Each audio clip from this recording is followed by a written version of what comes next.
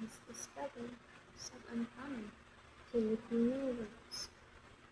The first one is Iro, darling or santa, a term used to address a beloved person. Example,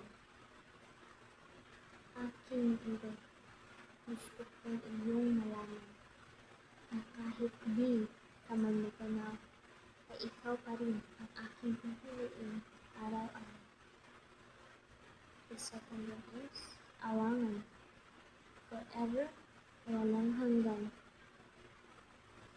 Awangan ang pagmamahal ko sa iyo.